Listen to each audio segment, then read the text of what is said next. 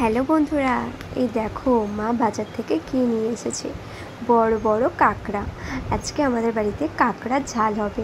তো তোমরা কারা কারা কাঁকড়া খেতে পছন্দ করো অবশ্যই কমেন্টে জানিও। তবে কাঁকড়ার ঝাল ভালো লাগে নাকি ভাজা অবশ্যই জানিও। তো আজকে আমরা কাঁকড়ার ঝালটা কীভাবে বানাচ্ছি তোমাদের সাথে শেয়ার করছি। যত বড় কাঁকড়া হবে তার ভেতরে ততটা বেশি শ্বাস পাওয়া যায়। বেশি আগে না কাঁকড়া আমি ঠিক খেতে পারতাম না।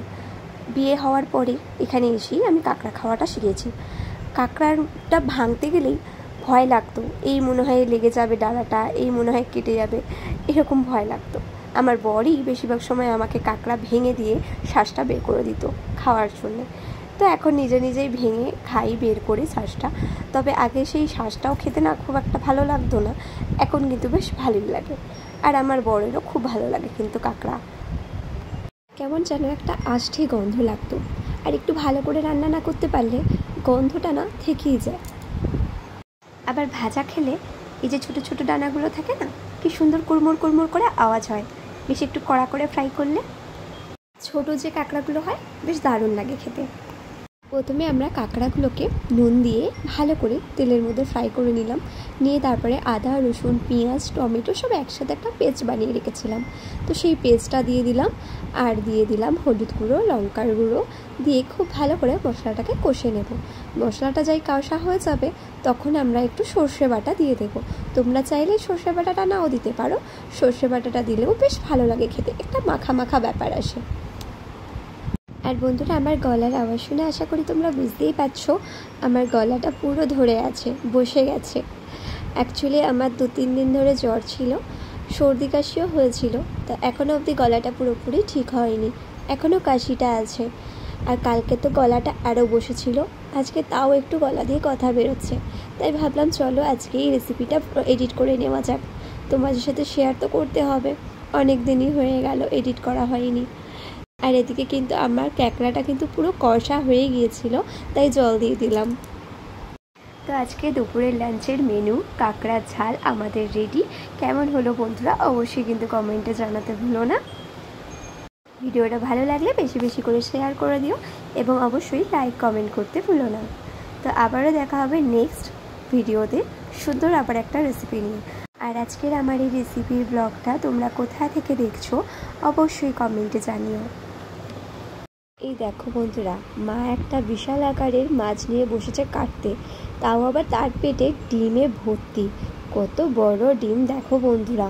কি মাছ বলো তো বন্ধুরা, কমেন্টে জানিও কিন্তু কি মাছ এটা। আমি কিন্তু কিছুই বলবো না তোমাদেরকে, যদি জানা থাকে অবশ্যই বলো। আর কাদের কাদের মাছের ডিম খেতে ভালো লাগে সেটাও জানিও। আমার কিন্তু বেশ ভালো লাগে মাছের ডিম খেতে। আর আমার জায়েরও, ওরও মাছের ডিম দিয়ে দিলে আর কিছু চাই না, সেই দিয়েই ভাত খেয়ে উঠে যাবে বুড়ো। আর মায়ে দেখো এখন মাছটা কেটে রাখছে, এটা কালকে রান্না হবে। তো মা আজকেই বাজার থেকে এনে না রেডি করে রাখছে, যাতে কালকে আর তার মাকে বাজারে যেতে না হয়। মাছটার পেটে যেহেতু ডিমটা ভর্তি ছিল, তাই পেটটা না বোঝা যায়নি যে নরম বলে। কাটার সময় মা বুঝতে পারছে মাছের পেটটা অনেকটাই নরম হয়ে গেছে।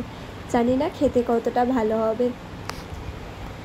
একটা জিনিস লক্ষ্য করবে বন্ধুরা, যখন তুমি ধরো কোনো কিছু মাছ বা মাংস ধুচ্ছো বা কাটছো বা বাসন মাজছো, তখনই না যত মশা পিঁপড়ে তোমাকে কামড়াবে, তোমার গা দিয়ে চলবে।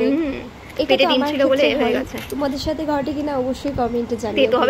তখন এত রাগ হয় আর এত বিরক্ত লাগে না কি বলবো। কারণ যেহেতু দুটো হাতই নোংরা থাকে, তো না সরানো যায় না চুলকানো যায়, মানে কন্টিনিউয়াস না, তখন চুলকোতেই থাকে সেই জায়গাগুলো। আর এত বড় মাছ কাটতে গিয়ে আমাদের বটির ধারই চলে গেছে, দেখো না কাটাই যাচ্ছে না। আর ওদিকে গন্ধের চোটে কে এসে গেছে দেখো বন্ধুরা। ওই দেখো বাবা এসে গেছে,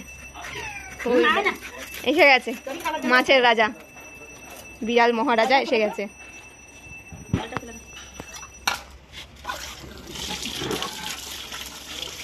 এদের মায়ের মাছ কাটা কমপ্লিট। আর এদিকে যে বিড়াল মশাই গন্ধের চোটে চলে এসছে। আর আমাদের বাচ্চা বিড়ালগুলো জানো তো সব কটা মরে গেছে, আর একটাই আছে। এই সময় ওদের তো সব কি রোগ হয়, তো ভাইরাস অ্যাটাক করে শরীরে, তো সেই কারণে সবাই মরে গেছে। আর তোমাদের আর কি বলবো, কি জানাবো দুঃখের কথা, তো ওই জন্য আর কিছু জানাইনি। এখন একটাই মাত্র বাচ্চা আছে।